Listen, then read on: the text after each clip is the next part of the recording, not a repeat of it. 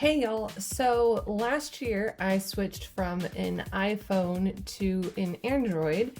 I have stayed with the Android for this whole year. Now my dad is thinking about switching from his iPhone to an Android, and I thought it would be nice to make a video referencing everything that I learned, some of my thoughts about making the transition from Apple to Android. So hey Pa, I hope you enjoyed the video. And for anyone else who is clicking on this video for the same curiosity, welcome, and I hope that you enjoy the video too. I haven't made a tech video in a long time. It's not something that I have done a whole lot on my channel, but I do love tech things, so happy you're here, and let's get started. Couple disclaimers before we really get into it though. I'm going to set up this video into two big parts, but I will have a sort of table of contents in the description that you can jump to things how you want, but the two overall categories are going to be, number one, the learning curve, how it was a bit difficult for me to go from the Apple iOS system to the Android software. Then the second big topic is going to be all the features that I like better on the Android. I also want you to know what these two phones are specifically, since there are so many different kinds of iPhones and Android phones. This is an iPhone 13 mini. It's running some OS 26 or something, I don't know. I haven't really gone into this phone much this last year since I switched over, so I'm a little fuzzy on that, but pretty sure it's OS 26. And then this is a Samsung Galaxy S25. It's at its most recent software update as of this date, which is August 2026. I actually don't know what number that is specifically, but there you go. And I tried to make the home screens as similar as possible for the most part. This is the phone that I use all the time, so it has all these other pages because this is like my main phone. This one does not. Anyway, let's really get into it. Part one, the learning curve. The lock screen is so different, in my opinion. So this is what the lock screens look like, and on the iPhone, you have to hit the button, or let's see. Yeah, you could do the double tap.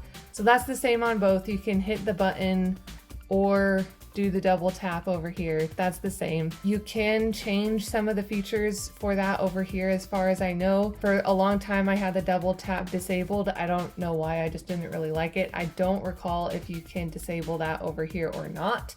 You can even make it that there's not a lock screen on this. I don't know why one would want to do that, but you can. But just swiping up was different because you always have to start from the bottom to unlock this one. You can't swipe any other way to unlock it. It has to be from the bottom up. There's no other way to get in, as far as I know. And then for this one, it's not that you have to swipe from the bottom, completely from the bottom. You can, but you can swipe from any direction. So that was left. This is right. That does bring up notifications like this one does if you go down, but like diagonal, up, down, right, left, like it doesn't matter where you swipe. On this one, you can swipe and it'll go in. The apps on the home screen. Around the time that I switched, which was this time last year in 2025, I knew that Apple was doing something similar to what Android was doing in regards to the home screen app organization situation, but I never dug into it much over here. So all I know is in order to see all of your apps, you have to like scroll all the way to the right to get into, I'll just do it like this. This is the app library, and they have it sorted in different categories. And of course you can search the app library up here, and it's alphabetical or whatever. And that's how you see all of the apps on your phone. And if you want them to go on the main screen, you can hold it down and drag it over or whatever. But over here, to see your whole app library, you swipe up and all of the apps are in here. And just full disclosure here, all of my apps are not organized in this way. It is a hot mess and I know it. I just have never gotten around to sorting the inventory catalog. I don't know what you call this thing. I sort them in my pages is where I sort all of my apps. And it's really easy. If I wanted to have any of these apps on the main screen, I just hold it and then I can drag it to wherever I want, which I think is a much smoother process than over here. I mean, like if I wanted to drag like this one over, I hold it and I think I have to kind of like drag it or there. Okay, now it's over. But it just, I just think it feels clunky. I don't like it. I've been kind of moving fast, so I'll go a bit slower on this part. It's on my home screen, but if I want to remove it so I don't see it on this page, I hit remove. But if I want to delete the app entirely so it's not on my phone anywhere, I would uninstall. So that's the difference between those two. Highlighting words is a different process. So on the iPhone, you have to double tap the word that you want and then it's highlighted. On Android, you hold the word and then it's highlighted. That felt like it was going to take me ages to get used to. And after like, I think a week, when I used my cousin's phone, I would go over and I would try to hold. I'm like, why isn't it highlighting? It's not what it, oh yeah, I need to do the double tap. So it feels like it's going to take forever, but it really, it took me like a week and I was really used to doing it the Android way. Airdropping, of course, that's a big one. There's a lot of different apps and ways that a person can get around the lack of airdrop. Of course, Apple phones can airdrop to each other, but there is no airdrop specifically on Android phones. Now, they do have basically airdrop for other Android phones. So there's like an Android airdrop, I forget what it's called. But to go between systems, so Android to Apple or Apple to Android, there's different ways to go about it. Emailing, texting, Google Drive, Dropbox, whatever. Like there's a lot of different ways that a person could go about it. But I have found Local Send to be my favorite go-to for sending files between softwares. So this is what it looks like on the inside. Hypothetically, let's say that I wanted to send some of my photos and stuff from this phone to this one. I would have this phone on receive and this phone on send. Of course, I would want the receive phone to be on to be discoverable. You can see that the clever BlackBerry, which is this phone, is right there. I can select media, photos, text, or whatever, or I can just go to the Photos app now, select the pictures that I want to send, hit share, and Local Send is an option. So I would click that, and then it takes me to this exact page, and it has all the stuff that I want to send up here. And then I would just click on Clever BlackBerry and it would go over here. I'm not going to do it now though because I already have those photos over here, but that's the process.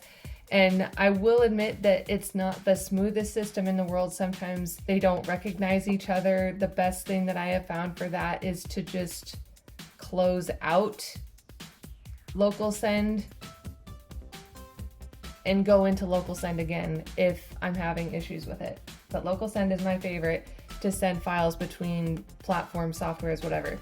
I will admit though that somehow this week I have been airdropping things from my Android to my Apple laptop. I don't know how that is physically possible, but I've been doing it and it's been great. Local Send is kind of my go-to backup if the airdrop thing doesn't work. Screenshots. Oh, goodness, what was it over here? Wasn't it like the... Nope.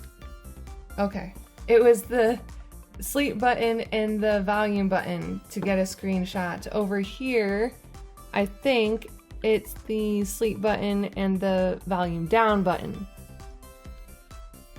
Yep, that's what the learning curve was. This one, it's the sleep and volume down. This one, it's sleep and volume up. But it kind of does the same thing. However, there is some more differences with that. You click on this and you have some editable features that come up.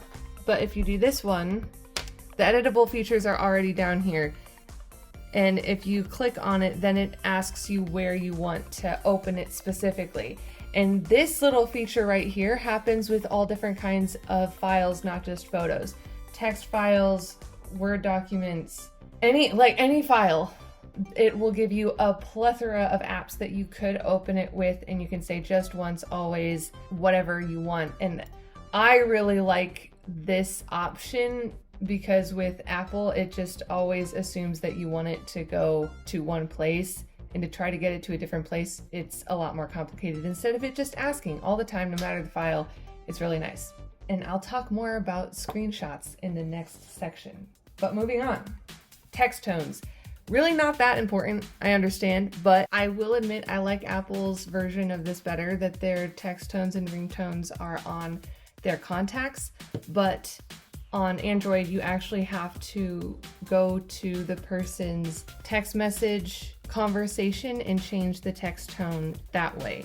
It's really not that big of a deal, and over the past year, I really haven't minded it, but just so that you can see the difference, I'm in Megamind's contacts and I can add the ringtone and text tone here. Because I don't have a phone number to call Megamind, I can't put the phone number in here, and I checked on my sister's contact. There's no text tone area on her contact that I could find. The way that I have been changing text tones this last year is by going to the person's conversation, hitting the three dots at the top, doing details, scrolling to notifications, and then looking at sound. And this is the same process for group chats, because group chats have their specific text tone for the group, not for the individual person. I haven't found out if there's a way to change that setting. This is what I know so far. So for the sounds, we have all of these text sounds to choose from. So many. And for these, that's it. I mean, you can buy more. Like, look at that. You can see all of the choices in one screen. Whereas this one, the text tones, I have to scroll. I mean, look at all these options.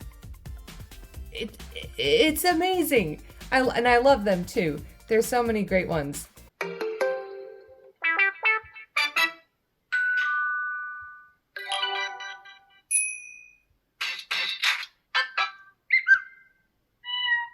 So anyway, the next topic is the volume buttons. This is wild, y'all. So I did know about this when I was watching a bunch of other videos about the difference between Apple and Android, and I could not believe that Apple didn't have this. So for Apple, basically you can go up, you can go down, you can mute, unmute. That's it. Okay, over here, if you do the volume, you can hit these three dots and look at all of these choices. I can have the system sounds be loud or quiet, notification sounds, AI assistant has its own thing, ringtone, so people calling you has its own, and then media, so like YouTube and streaming services and that kind of stuff, all have their own.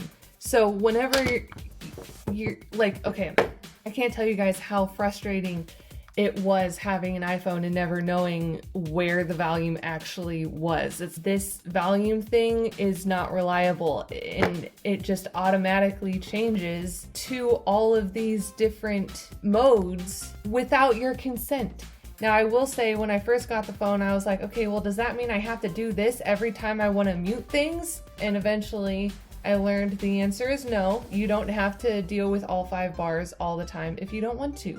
In the control center, there is this button right here. When it looks like that, my sound is on. When it looks like this, it's vibrate only. And when it looks like that, no sound, no vibrating. So it has 3 modes. This button completely controls the muting of all of those. I've tested it. This is my favorite button in the world. Whereas this mute thing is a liar. I don't know how else to put it. It's unreliable. I don't like it. Turning off and restarting. Before, the only way I knew how to turn off an iPhone was to hold down either the sleep button or a volume button, or both for a while. I think it's both for a while. Yeah. And now I have these options. There is some way to do that on here, but I don't do the hold button thing anymore because I just slide down and there's this power button up here. When I click that, it brings all the options. And I think that's a much nicer way to do it. It's faster, it's cleaner. I don't accidentally take a screenshot when I'm trying to turn my phone off. It looks like Apple has that now with this, but when I click on it, it doesn't do anything. So what does that do? Okay, you have to like hold it or do the long press, and then it brings here. So that's close AirPlaying. I don't think you can AirPlay Androids onto Apple TVs, but we have pretty much only Google or Roku TVs, and the AirPlaying is just fine. So Control Center down here, Smart View is the mirror screen. The screens will show up here. The other cool thing about AirPlaying on Android that the Apple doesn't do, and I can't really give you a visual example, unfortunately, but your notifications don't show up when you're AirPlaying stuff on your phone onto the TV, which is super nice, because if you're AirPlaying stuff to your entire family or friends, and then someone texts you something super personal or private, the entire living room doesn't have to see it, which is nice. And when you AirPlay stuff on here, it gives you like a little like floating widget that you can like move around the screen that doesn't show up on the TV, but that you can use as like a remote, as settings, as different. It's great. There are so many more things that you can do with AirPlaying on the Android than you can on the iPhone. These buttons on the bottom work differently. So on the iPhone, you have to hold, like press and hold, and there, now it's working. Same for the camera. You have to press and hold, and then it shows up. And I don't know if you can switch these or not as far as what they can do, but over here, you don't press and hold, you touch and swipe. So now it's on, and I touch and swipe, and it's gone. And then I have this for Snapchat now instead of just the regular camera. And it's the same thing, touch and swipe. And now I'm in Snapchat. Touching the top of the screen to get back to the top is not over here. They have a different way of doing that. So say hypothetically, you're on browser, internet, Chrome, whatever, and you're scrolling, and you go a long way down and you want to get back to the top. On the iPhone, you can hit the top bar and it'll take you back to the top. Over here, they don't have that. You can't hit the top bar. It won't take you to the top, but they do have this little button show up at the bottom. And it only shows up if you're scrolling. So if I hover here, it's gonna go away like that. But as I'm scrolling, it's right there. And if I hit the button, it will take me to the top. So it does have a different way of doing it. I have seen, I think there are third-party apps that you can download onto the Android that you can make it so that you can touch the top bar and it'll take you to the top, but I haven't messed around with trying to figure out which ones are reliable or not, or it's not that big of a deal and it works and it's fine. But it was a learning curve. And I have been flexing some of my art in this video so far, and I will be flexing more later, like I drew all of that. But for any of my artists out there, if you happen to be watching this, Procreate, of course, is not on Android devices. Infinite Painter is an app that I downloaded for the Android that works pretty similar. I do still have my iPad that I use Procreate for. I just don't have Procreate on my phone anymore, and I don't mind it. Now, the calculator. On the iPhone, I always liked that I could have a calculator shortcut in the control center. I always thought that was really nice. And over here, they have so many choices, obviously, of what you can have or not have. To edit it, you want to hit this edit button up there, edit, and then we can add, get rid of, whatever. Of course, you can see that I do have a calculator there, but I had to download this quick settings app to be able to get the calculator in my control center. Not that big of a deal, and now it's pretty much the same, but that was an extra step that I had to do to get that back. Message sent time code, or like time read. Sometimes it doesn't show you when you sent a message or when a person read it. You have to actually kind of touch the message for it to show you, but it'll work for any and all messages, as you can see. And you just touch it again and it'll go away. So even though it doesn't just automatically tell you, I do kind of like it better that I can hide it or show all of them if I want. It's kind of nice. The emojis are ordered differently. So on here, you swipe this way and there are no hearts. On here, you swipe up and the hearts are actually down here. Other emojis are out of place. I won't go into all of the new order of emojis, but that was definitely a learning curve for sure. The last learning curve, which isn't really that important at all, and I don't think my dad will care about this one too much. The albums on the Photos app, you can't rename them with emojis. So on the iPhone, you can have emojis in the title of your albums. Like this is my art album and there's a light bulb before it.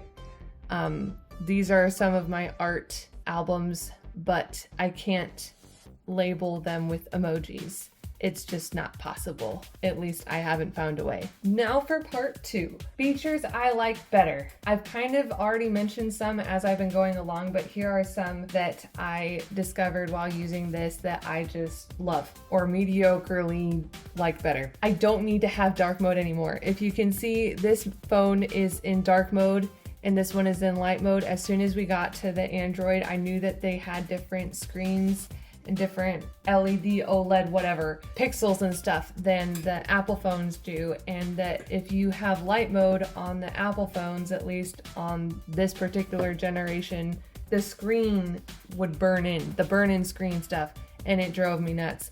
So if you do dark mode, it helps with the burn-in screen thing to not happen. Not an issue over here. I can be in light mode however long I want, whenever I want, and it won't burn in, and I love it. The home button.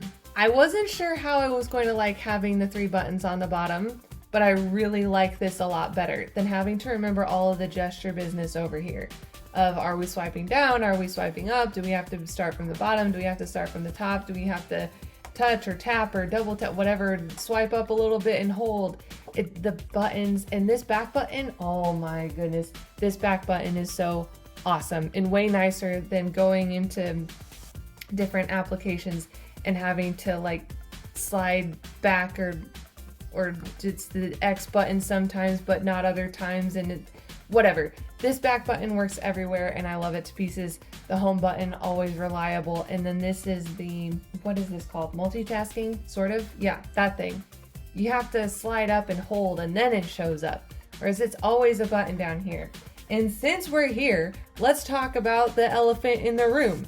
I've heard of quite a few people talking about this issue, and I thought Apple was adding that button soon. Maybe they have. But anyway, there's this close all button.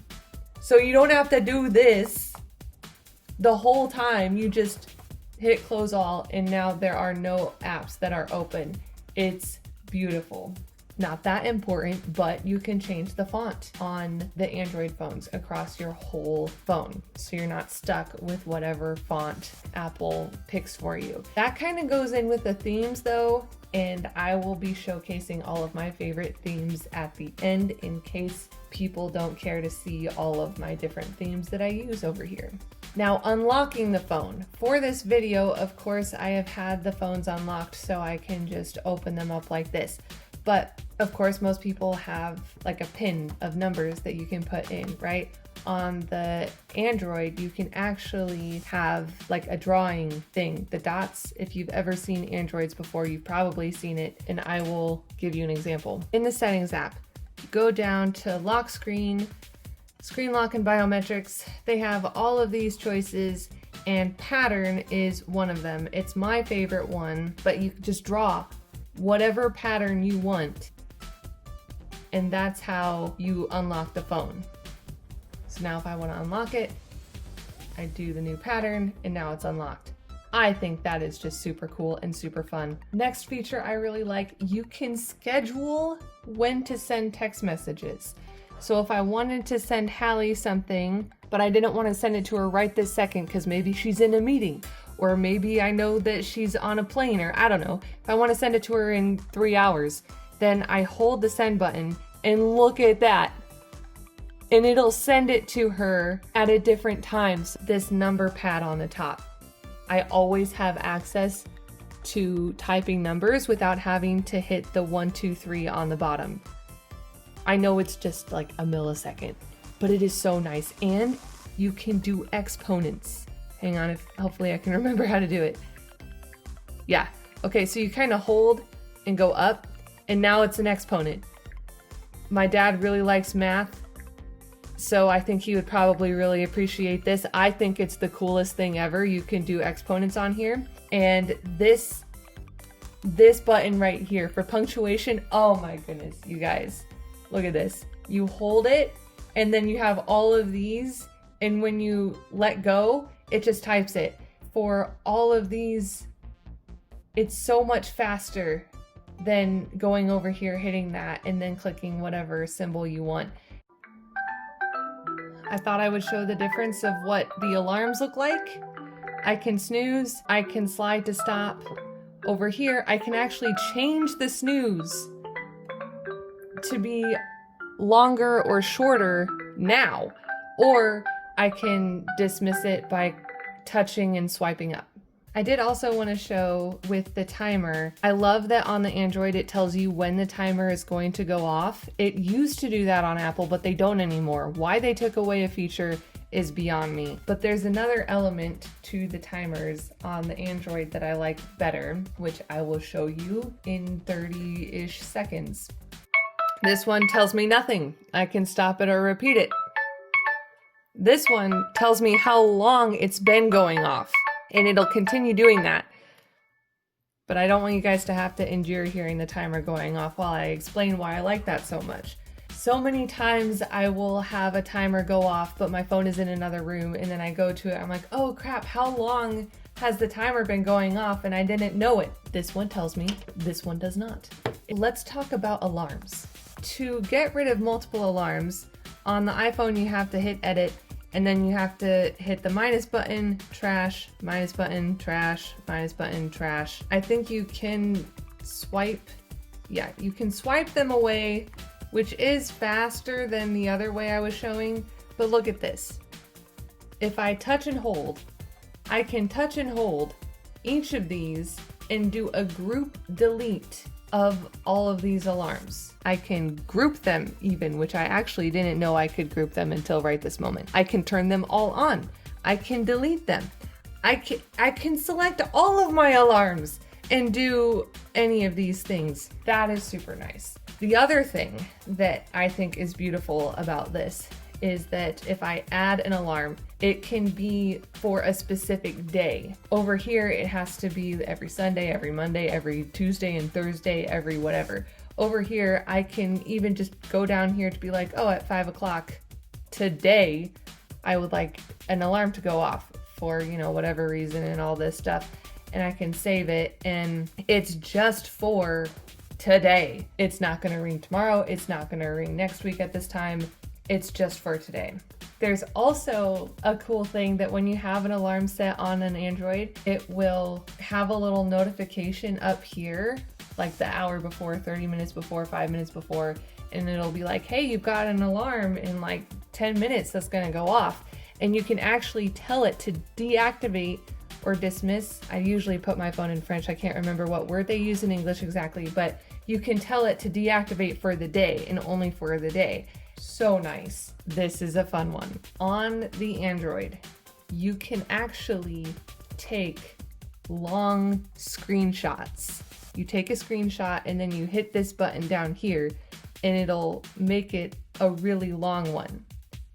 And then you just click off of it, and here it's saved as one picture that's super long. So I didn't have to take, what would that be, like 6 different screenshots of me scrolling myself. I was able to just hit that button and it kept going, and now it's one file.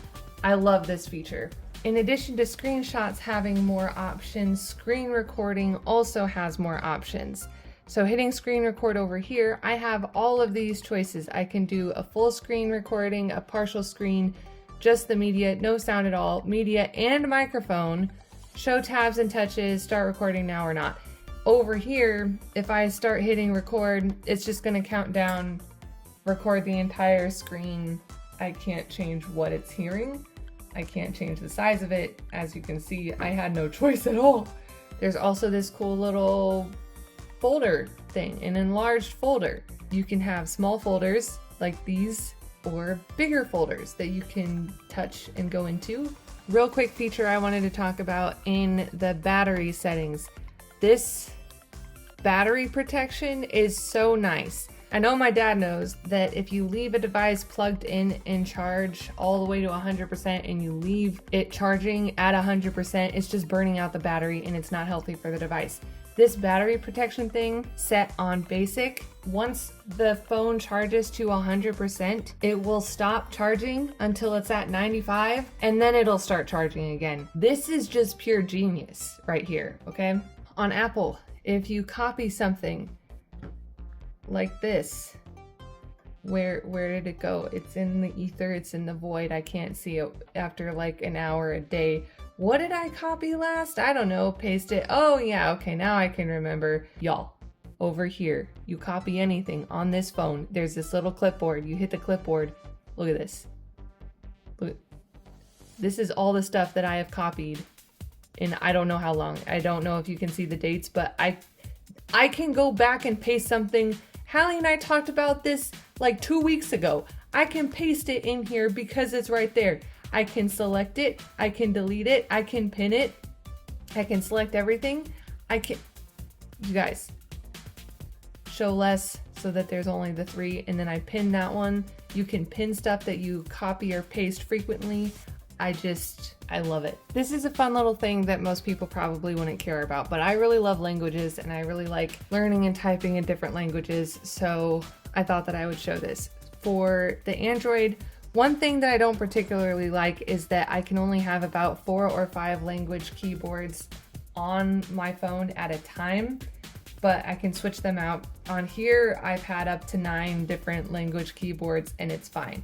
Not that big of a deal, but one thing that I really like about Android is they have so many more choices. All right, so we'll do the Apple options first, which, I mean, it's a lot, you know, there's a lot of languages out there. It did a pretty good job. Okay, over here.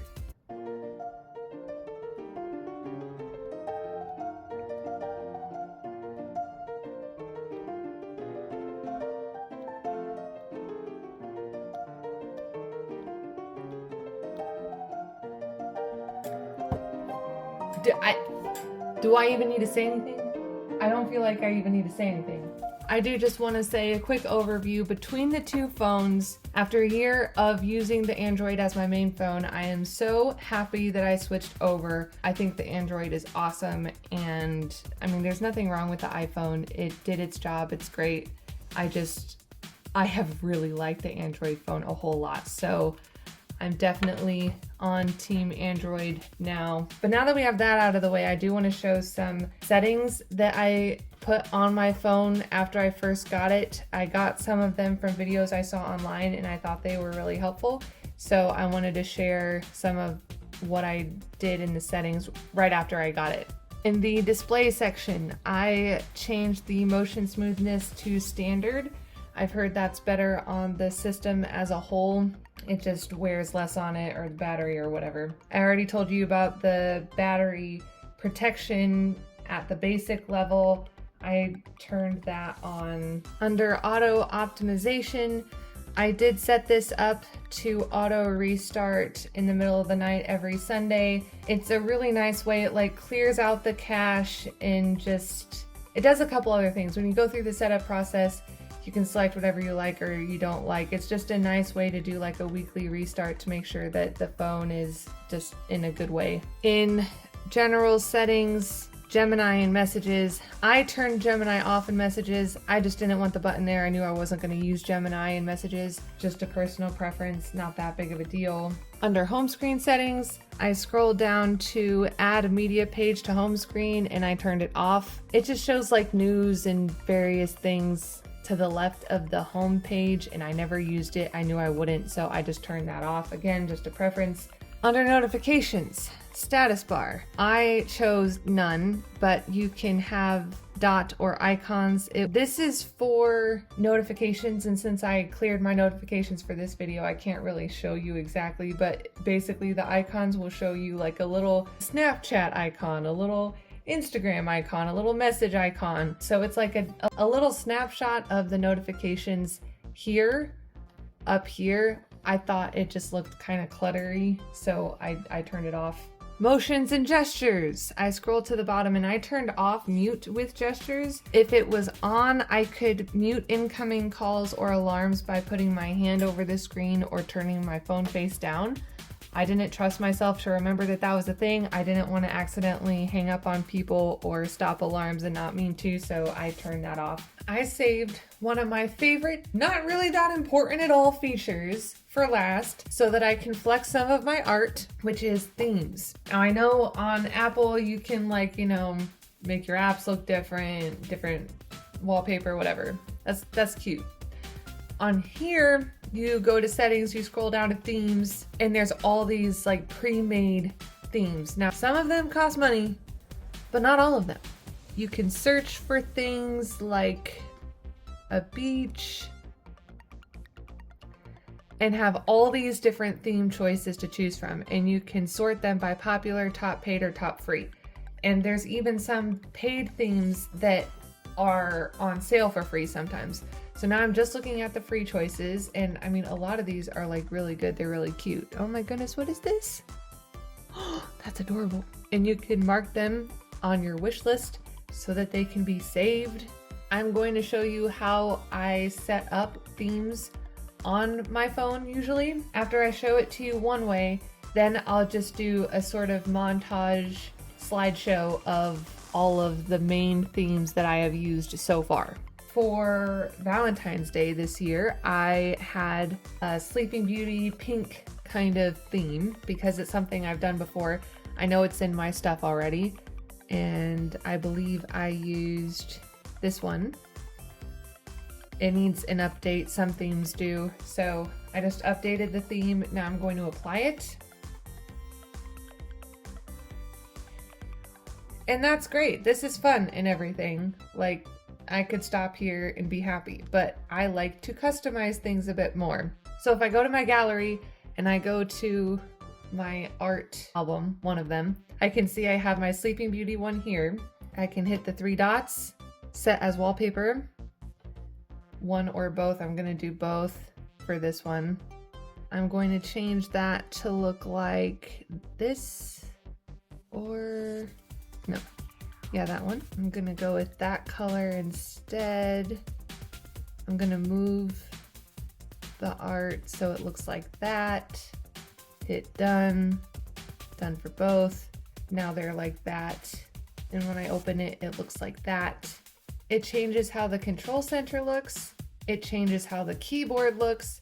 The buttons on the bottom look different. The phone looks different. That's one theme that I really like. Now I will start the slideshow of all the different themes that I have done so far.